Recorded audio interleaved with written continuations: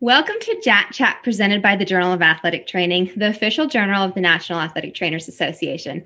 I'm Dr. Korey Radzak from the University of Nevada, Las Vegas, and your host today. Today, I'm joined by the authors of the editorial on preseason heat safety in secondary school athletes and associated multiple articles that resulted from a roundtable discussion to develop best practice recommendations for heat safety in this setting. Today, I'm joined by Dr. Doug Casa, a familiar name in the world of external heat stroke and secondary school safety because he is the Chief Executive Officer at Korey Stringer Institute and professor at the University of Connecticut. I'm also joined by Dr. Will Adams, an assistant professor at the University of North Carolina, Greensboro, and Dr. Yuri Hosokawa, who is an associate professor at Waseda University in Japan. Doctors Adams and Hosokawa are also members of the Korey Stringer Institute's Medical and Science Advisory Board. Doug, Will, and Yuri, thank you so much for joining me today. It's an honor to be here. Thank you for having us. Yes, very, very glad to be here. So the first thing that I want to ask you guys is, what was the impetus for focusing on the secondary school setting in particular? Well, I think you should go first since you were the ringleader of this entire operation. Yeah, I guess I can provide a little bit of background regarding this whole kind of how this came to fruition. So I believe it was fall of 2018. I was having a conversation with someone here in North Carolina. And to be honest, I can't remember who it was. I think it was either a high school athletic trainer or it was someone involved with the State High School Athletic Association. But nonetheless, it was a conversation with someone regarding heat acclimatization, particularly here in North Carolina, and how to really manage it from the sense of non-football athletes. And the initial 2009 document of heat acclimatization was really football-centric. And they were just looking for some advice. And from that, I had the idea of why don't we update the heat acclimatization guidelines? Because it's been now almost 12 years. And I think we could do a lot of good work as far as expanding those to include other sports. So I called Doug. I think right after that conversation, I have an awesome idea. We should have a meeting to update the heat acclimatization guidelines. And then Doug's like, you know what? We should bring Yuri into this conversation. And we should not only work to update the heat acclimatization guidelines, but we should also address the environmental modification guidelines since there are none. And this would be a perfect opportunity to kind of kill two birds with one stone. And then as a third part, focusing on the pre-hospital care of exertional heat stroke, particularly specific to the high school athlete, and really addressing the myths and the misconceptions that are currently in conversation, amongst individuals in our profession and elsewhere. For everything. So that's how things kind of get started. And I think the big impetus for the secondary school athlete is the fact that there's 8 million plus student athletes participating in high school sports in our country. So that's a pretty large population of individuals to worry about and care about. That population has probably the biggest impact. Yeah, to back that up, I just want to make clear, Will deserves the credit for this all happening. So these 3 articles and the editorial would have never happened without him taking the lead. Yuri and I got to go along on a very good ride on this. Kevin Miller also deserves a lot of credit. He was lead author on one of the papers, but the 3 of us that are on this right now really worked hard to make this happen and plan this out over the course of a year. And like I said, Will took the lead and we got big support from ACSM and NATA. And KSI all came on board to provide some of the financial infrastructure that was needed when we met. But then we were just honored. Will, you can back me up. What was it, 30, 35 or 3 people that met? There were 33 people in total from literally around the world that came and met for this meeting. Yeah, we met at the ACSM meeting in 2019 because we thought it would be a good collection of people from different disciplines, both researchers and clinicians, and what an awesome opportunity because we broke those 33 people up roughly into 3 groups of 10 or 11, and like Will mentioned earlier, had those 3 different areas of focused content.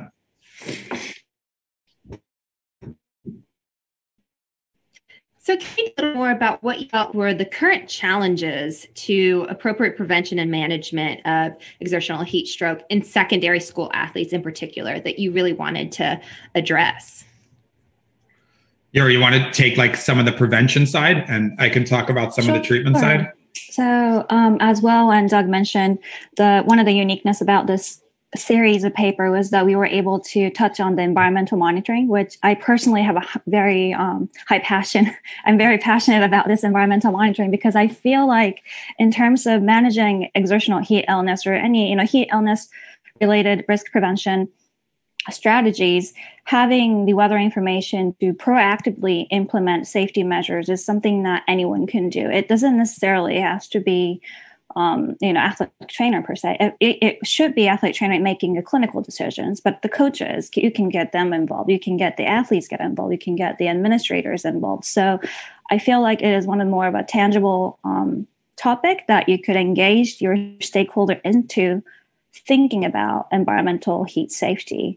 So knowing that and having the secondary school setting as our primary focus, it was really kind of a neat opportunity for us to invite biometeorologists and people who work in the meteorology world come with us and have this open discussion with clinicians who work with secondary school students actively, so that we're merging the scientific information with exercise science as a hub, but then now generating this list of policies or the recommendations for clinicians who will be working this summer, preseason practices. So kind of connecting those dots. And I think the environmental monitoring piece is really the introductory piece to engage these individuals. Because when people think about heat illness, they most likely think about the most severe case, exertional heat stroke, and that is very important.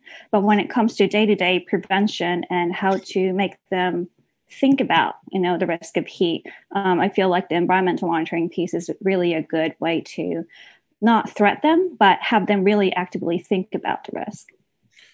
Yeah, that was well said, Yuri. From the treatment side, Will alluded to this a little when he started. Kevin Miller and I took the lead on that particular paper, and we just have big hurdles we're still trying to overcome. And they're lingering. They're getting a lot better nationally, but they're still lingering. And we thought that some detail in this document might prove helpful to the clinician. A couple of specific areas would be something like cool first, transport second.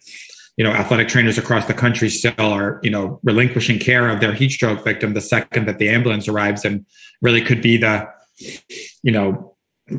pathway to a adverse outcome, because the person's not going to get cooled aggressively in the ambulance or at the hospital, as well as they could have been, cooled on site if they were continued with the cold water immersion. So that's one big one.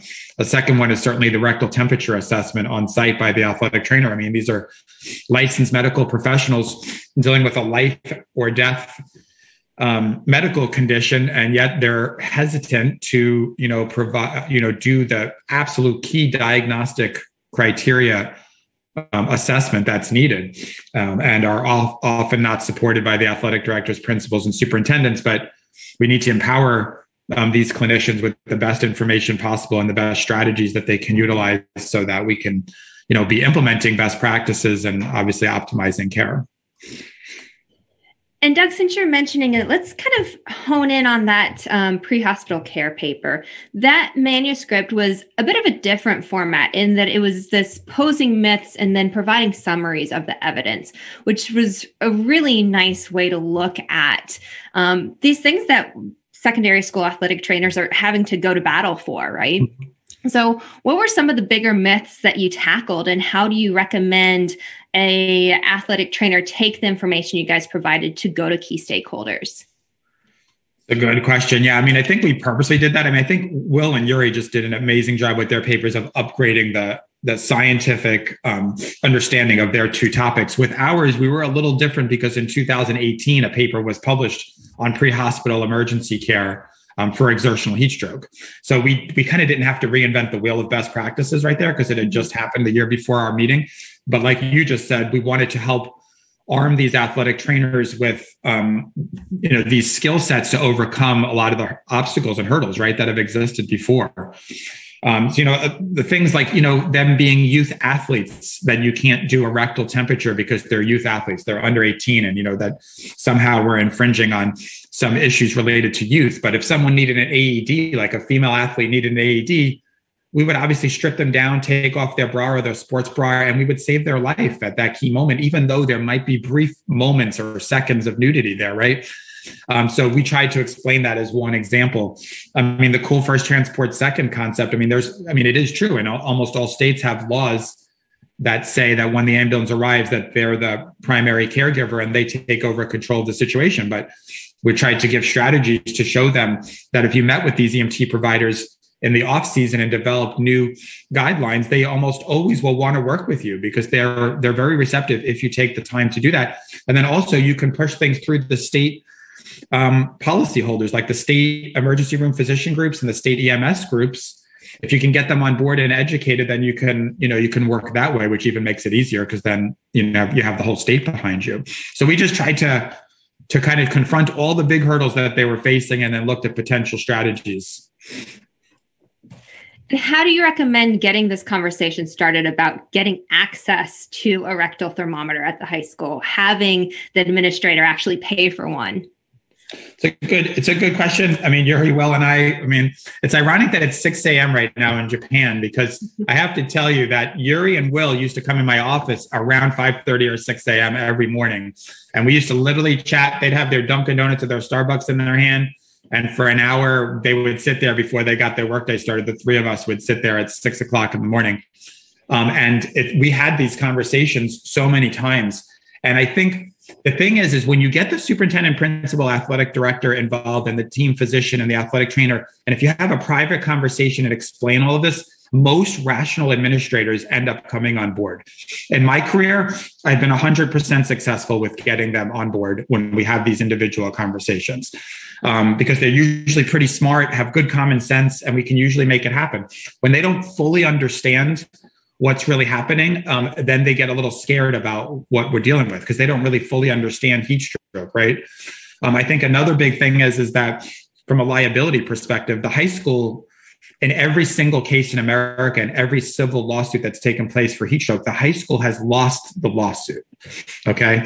Because it's so simple, right? Rectal temperature, cold water immersion, cool them till they're under 104, they survive 100% of the time. And so it's not tough to convince a jury that that's super feasible because it's ice water in a tub. It's $150. Why did we not save this kid's life? Mm-hmm. So when you start explaining that to the administrators, I think they start to understand that because it's like, wow, I didn't realize, that it's 100% successful and this is the gold standard for treatment. I think a key tip that I have found successful is that if you can get a team physician at your high school who has some sports medicine background, AMSSM trained or ACSM team physician course trained, those people are going to want to support best practices because they're not going to want to go down, in the flames of some problem later, right? They're going to want to support best practices.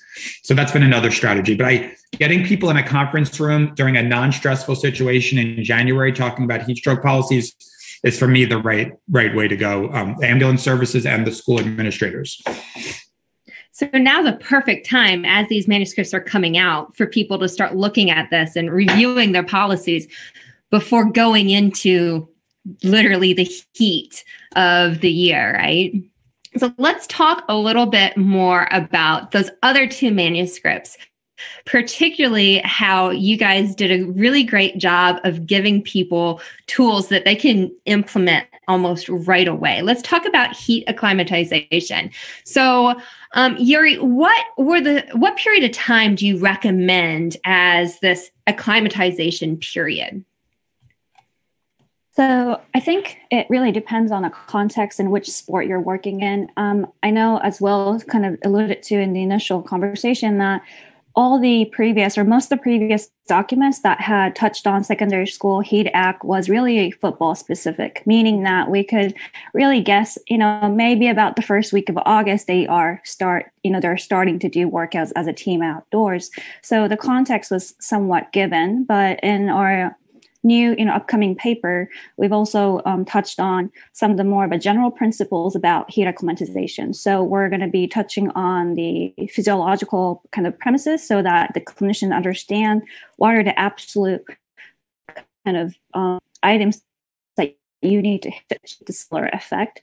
So we're not specifically saying that you have to start on this week or, at this month, but we're giving the context in terms of you'll need, say, for example, 10 to 12 days for you to get fully acclimatized. And during those period of time, you can't not ramp up your exercise intensity rapidly. So then if you were to be having, the first competition, the first week of September, you're going to have to do the back calculation and, really talk with the coaches, for example. It's not going to be just the athletic trainer's decision to make this kind of scheduling items. And you also have to always look into the state regulations and when you can start official practices as well. But hopefully, we're hoping that the clinicians actually can think actively about this and make their own decision that fits them the most. And I think that's what we really try to focus on in the HEDAC paper and also the environmental paper, that we didn't necessarily give a firm copy and paste guideline, but we really gave the principles behind it so that they could custom to whatever the need or what types of circumstances they might be in. Because we also understand that we can't do the perfect implementation from right away. We need to go step by step.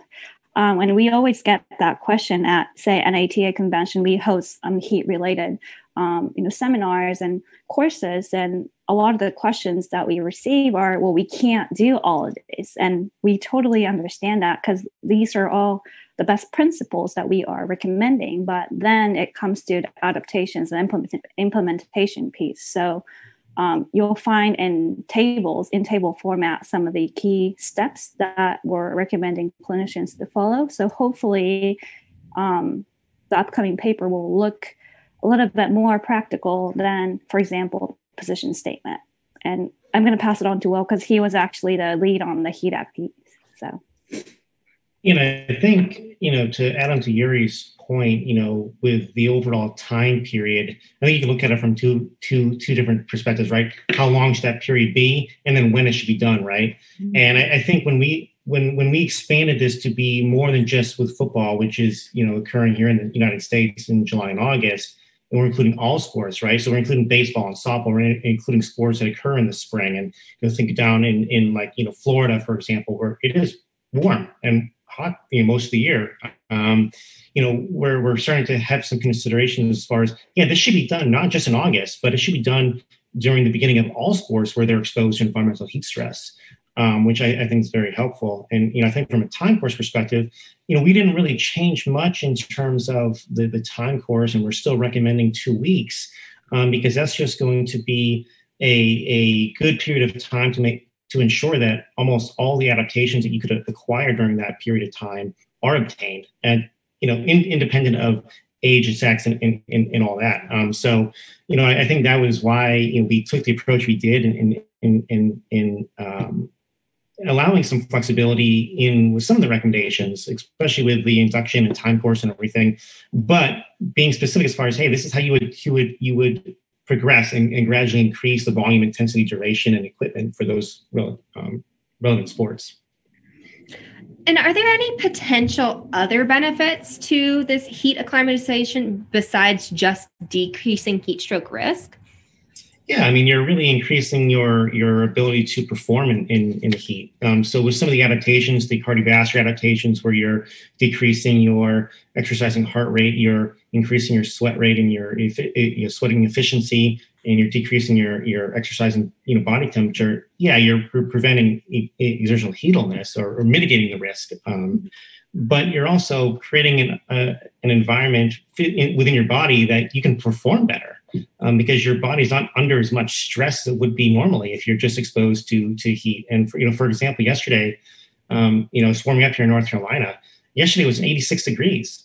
And my wife's an athletic trainer at a high school, and so she had her WBGT monitor out in the field, and she came home, and one of her linemen was struggling, and it was really the first warm day where it was pretty brutal. So there's a good example where you're struggling, you're not being able to perform because it's an extra stressor that is being imposed onto your body. So yeah, from a performance perspective, it's very effective, as well as the prevention of heat illness. And so there's the time aspect, but there's also the load and the intensity aspect. Can you speak a little bit on that, as how to monitor the intensity of exercise during this acclimatization period?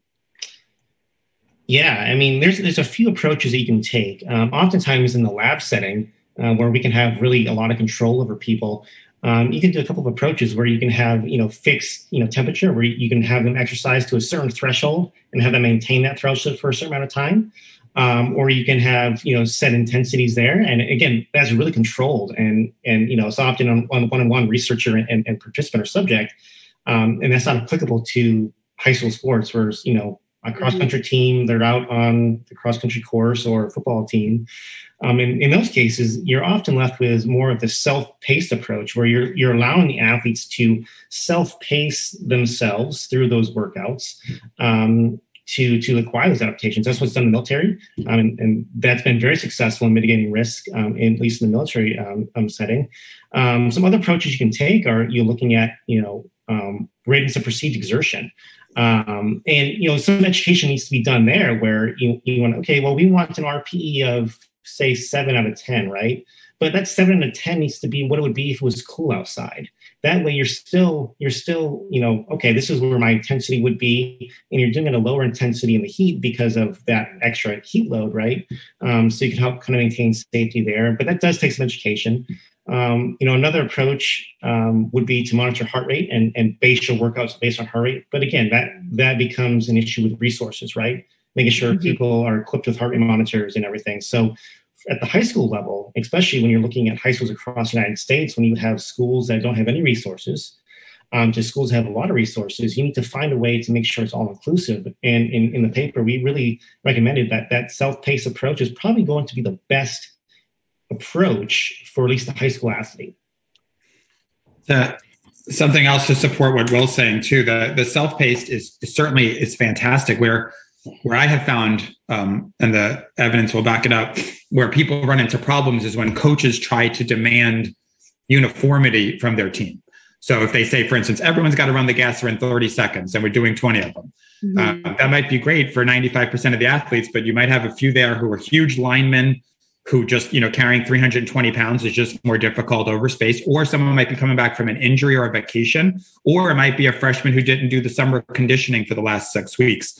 And so when you try to funnel everyone into the same little box, that's almost a huge majority of the problems you run into in the heat. So hopefully that can also be educational from the document. Actually, that's a great point, Doug. And I think, when we went and approached the recommendations, and the last thing, Doug said was, having people do gassers or something, and having a time frame, right? High intensity work within the recommendations. We explicitly kind of approach that scenario. We're like, if you're going to do, conditioning work, or if you're going to do high intensity work that's going to drive up metabolic heat production quite a bit, well, that needs to be done either as a standalone session without any other practice, or it needs to be done at the very beginning of practice. So that can be done. Then you can take some break and then get into more of the instructional strategic approach to your practice to help mitigate risk, versus waiting to the very end, where it is oftentimes the case. And if you're at the end of a practice and, the kids are fatigued, now they're having to do very high intensity work, and then you come into problems. So I think that's one of the novel parts of this is, we've addressed the intensity piece from that perspective to really kind of further drive home some points, particularly as it comes to the coaches and those coaches who may expect uniformity, as Doug had said. I think important too, all three of the articles emphasized one key item is almost all heat strokes happen in the high school level in like the first week they're back, right? So at the high school level especially, they certainly happen in conditioning sessions when it's not supervised in June and July. There's no question about it. But the first week back, that's why we're trying to make these modifications with HEDAC, why we're trying to have the right policies in place if we have to care for someone. And certainly the work to rest ratio modifications based on the environmental conditions, it's always relevant throughout any time it's hot, but it's especially relevant in the first couple of weeks you're exercising the heat, because there's no question everything is just more difficult then. You guys have really done a great job of giving the athletic trainer tools to suggest modifications rather than just being the one that's always saying, no, you can't do this. Mm-hmm. Right. That really did come across in the manuscript. And I hope that we can see how they utilize this to not have to be the person always saying no, but the yes, but let's do it this way. But how do we now get this into the clinician's hands, right? Because unfortunately, a lot of clinicians are not reading JAT. They're not reading our editorial that the three of us are, did and going to come out in a few weeks. How do we? I mean, I'm thinking NATA News is probably our best bet, right? Can they have a one-page infographic in NATA News to highlight these three different components and then funnel them to the document? To me, that would seem like a win-win for a lot of people. And that's exactly why we have JAT. So, I mean, because the statistic of it takes 10 years from when an article is published to it be implemented in clinical practice, right? Let's try to cut down on this.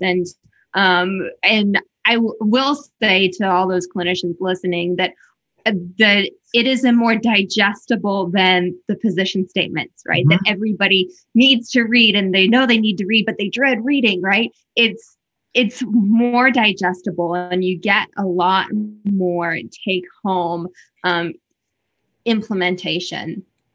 Let's talk about region specific, because my heat out here in Las Vegas is a lot different than Texas, Florida, Georgia, right? What role does region, even micro region, play in acclimatization? Well, Yuri, I'm gonna let you take that with the region specific stuff, and you can go there. So I'm gonna let you take off on that one. All right. So definitely regionally specific guidelines or considerations are important, because what you just said, in Las Vegas versus in, Austin, Texas, or Dallas, even within Texas, say Dallas and Austin and everybody else, the climate and the weather characteristics could really influence what type of heat stress is posed on to these athletes. One of the two major categories that we usually point out is humidity, high humidity heat, and then versus the dry heat. And the humidity piece in itself could really differentiate the type of heat stress that's posed to the athlete. For example, if it's in a high humid situation, your ability to evaporate, your sweat is reduced. So then you really don't have any venue of, heat dissipation from your natural physiological mechanism, so to say, versus when it comes to dry heat, yes, to a certain point, you can evaporate dissipate your heat through that way. But when it comes to a very high air, dry heat, like you would see in the desert environment, then you would only gain the heat from the environment. So it's really not helping the fact that you're in the dry heat. So putting that back into the context of heat acclimatization training specific considerations, obviously if you'll be in that region and your plan to perform in that environment, then you'll eventually have to get used to that environment. So I'm not to say that you have to avoid it at all costs, because you are living in that situation. You are playing and performing in that context. But there is a threshold where no human can really withstand without having extreme risk of exertional heat stroke. So there's always this ceiling that you need to acknowledge. And you also need to acknowledge the fact that heat acclimatization will optimize your performance. But again, there is always that ceiling where you have to know that up to a certain point, it has an effect, and it has a great effect in reducing exertional heat illness, regardless of which type of region you're living in. We've seen that in previous literature. But when it comes to the safety perspective, there is a limit to it. So then you have to either reduce the duration of the practice, or reduce the intensity, or maybe, even cancel the practice for that day and reschedule.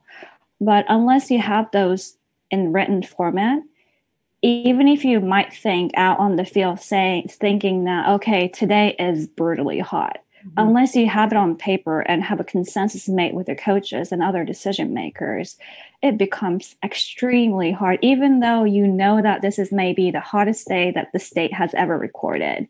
You can't really make the decision or make the move unless you've had an agreement about it. And I think that's exactly what really happened with the Korey Stringer case. They recorded one of the top most brutal heat that they've ever recorded in Minnesota on the day Korey had collapsed exertional heat stroke.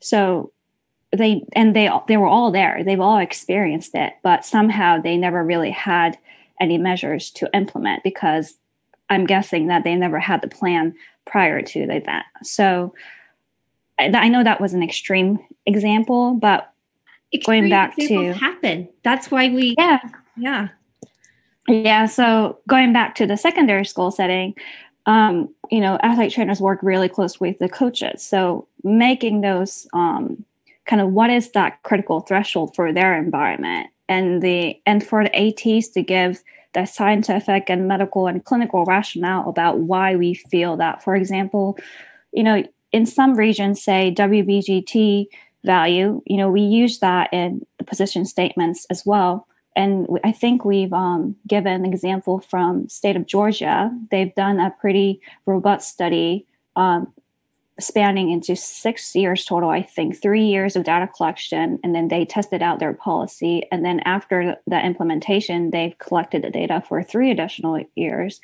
and they saw a great reduction in exertional heat illness incidence rates after implementing the environmental monitoring piece and also the HEAT Act policy as a mandatory kind of regulation. And so, but the 2015 position statement gives that example, but it doesn't necessarily give clinicians, so how can I implement? Because like you just said, we don't live in Georgia and it's different. And then it goes back to, well, ATs usually, or they do take injury surveillance data, what they record, what they see each day.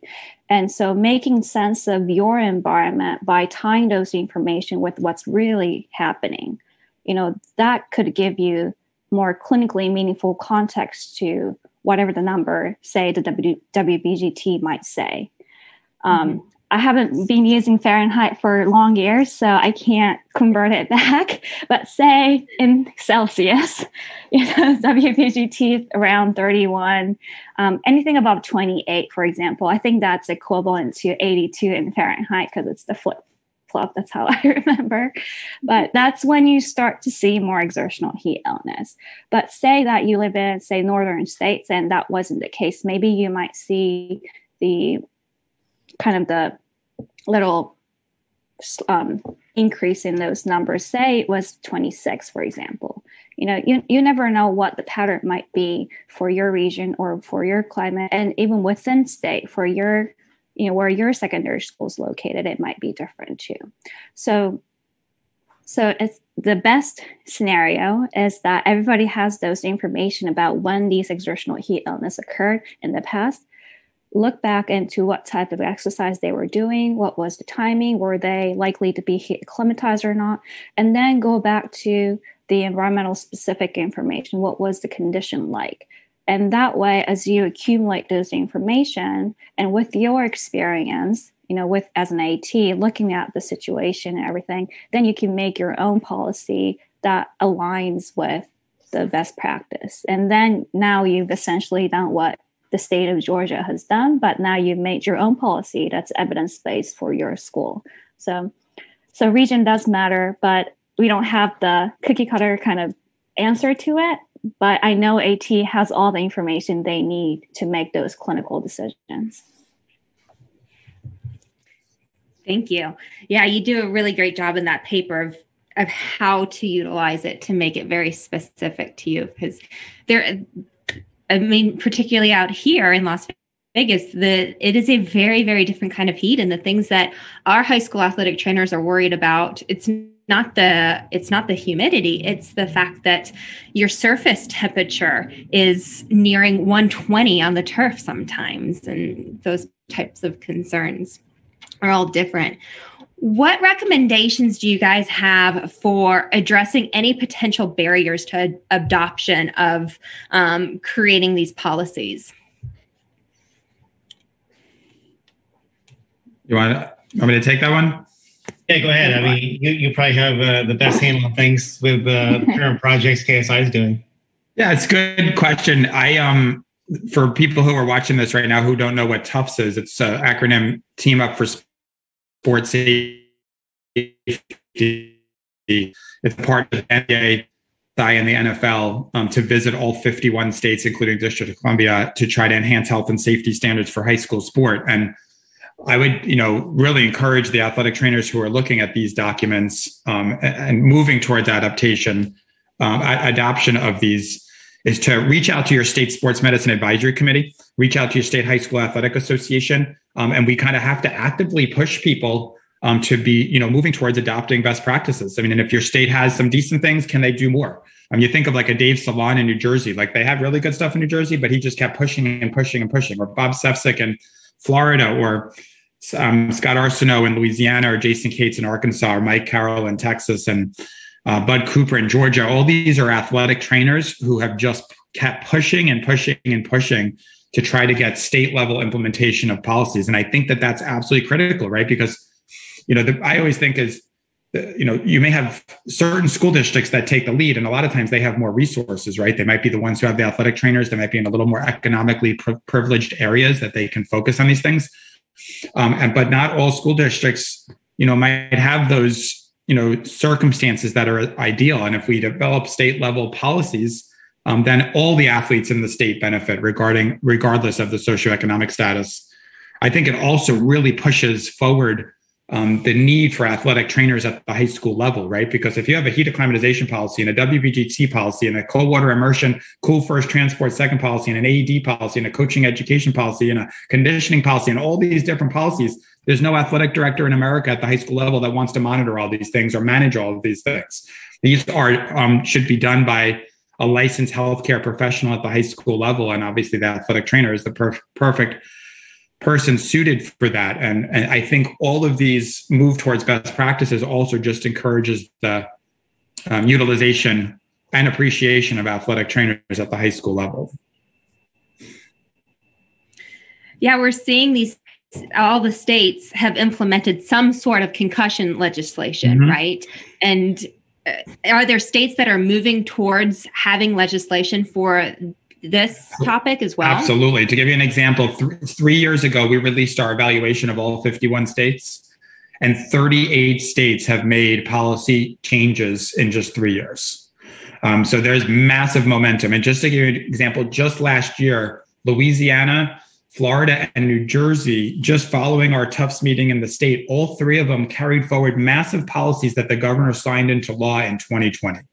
And those are, obviously big states, they all matter. But I mean, you think of the number of athletes just in those states, and they face some huge heat issues, especially Louisiana and Florida. And it's not just heat policies. I mean, these address, cardiac, head injuries, other things like that. But there's huge momentum right now. And the athletic trainers are the ones driving this. The athletic trainer leaders in each of these states are the ones driving these policy changes. And it's amazing and awesome to see us, taking the lead as a profession, right? And I think that this is really ultimately helping push our profession forward. So what are some first steps, some takeaway things that somebody who's listening to this and goes and reads the manuscripts can do in order to start decreasing their athletes' risk of heat stroke and improving patient outcomes? Well, why don't you take that one?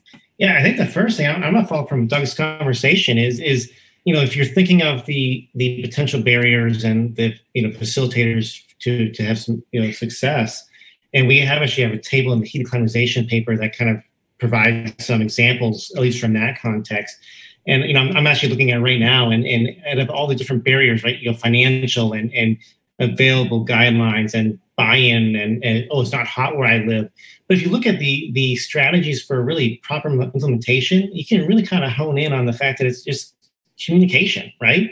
So I think from the athletic trainer perspective, the first thing you can do is have those conversations with those stakeholders, right? Your athletic director, your principal, your superintendent, the parents, the parent groups, the booster club, like that's huge. And I know down here in the South, at least here in North Carolina, booster clubs are huge. They bring a lot of money. There's a lot of support. So like bringing those people together and like having those conversations and communicating with them and getting their buy-in is huge. And then from there, it's like, okay, this is what we need to do. We need to have this policy, and this is what this needs to look like. And if you have that buy-in and everything, I think you're in a much better place than you were before. But yeah, I mean, I think communications, you simply put, that right away would be a good foot in the door.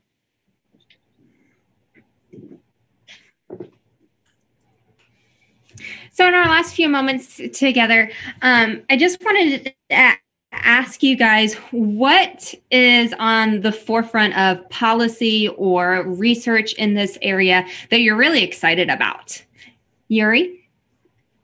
Sure. So this kind of puts the focus outside of the U.S., but now, since I've now lived in Japan and kind of bringing all these discussions that we just had right now, we're facing the similar situation, even bigger, actually, there in Japan, because athletic trainers are not considered as a licensed healthcare professional. There are athletic trainers, but we don't have the same ability to provide services, for example. So what we're trying to do is, as someone who are, the specialist in the field of sports medicine, athlete trainer, although not considered licensed professional, we're trying to educate our coaches and, the stakeholders, what we just talked about in terms of the heat illness prevention, for example. So now for my kind of in near future, really all the things that we've gone through in the States of how we've kind of moved forward in implementing the best practices. Now we're translating it to the context of different country, different situations, different healthcare structure. How can we protect these youth athletes? So yeah, I would like to actually say thank you to Doug for making me, experience all these journey with you in the U.S., because now it's actually not just impacting the children in the U.S., but also people in Japan as well. That's awesome. Well, a shout out for Yuri too. She would never toot her own horn. She's been very active preparing for the Tokyo Olympics, working on a special committee, the International Olympic Committee formed for heat safety. And she's trying to implement a lot of these best practice policies for pre-hospital care of exertional heat stroke and infusing it into each of the venues for the upcoming Olympics. That's amazing. It's good to know that our athletes are going to be well taken care of over there. Yeah. So I think to answer your question from my perspective is actually kind of the next step, right? So, we talked about environmental monitoring and activity modification. We talked about heat acclimatization. We talked about the pre-hospital care of exertional heat stroke. So we talked about the prevention things, and we've done a lot of that stuff for a very long time, right? And the pre-hospital care. So we know what to do to save people's lives. An area that I'm actually interested in is after the event, right? And how do we probably manage the rehabilitation of these patients that have exertional heat stroke? And it's vastly different. And currently, the recommendations that exist are really just driven on consensus or expert opinion. And there's really no solid evidence to suggest this is what the return to play protocol should be. Where in the concussion literature, it's very much improved in the last decade or more. But with exertional heat stroke, that's the biggest gap in the literature that exists is, okay, once someone has a heat stroke, how do we get them back to activity where they're not going to have continued issues? A great point. For me, the whole realm related to sickle cell trait, I think, is going to be one of the next big things at the high school level. We've seen great progress at the pro level and college level. And carrying forward testing at birth information and infusing it into PPEs at the high school level, and then using that information to kind of mandate education for coaches and for the athletes themselves if they do have a positive situation, to make sure that they can participate safely. Exertional cycling, leading cause of death in college football since 2000. And it is one of the leading cause of death at the high school level. So I think that's going to be one of the next big things in the next 5 to 7 years at the high school level. Awesome. Well, thank you guys again so much, Doug, Will, Yuri. This was an amazing conversation, and everybody needs to go out and read these manuscripts because they're available free on JAT's website, as is all of the Journal of Athletic Training's information. And again, thank y'all so much for joining me today. Awesome. Thank you for having us. Yeah, thank you very much.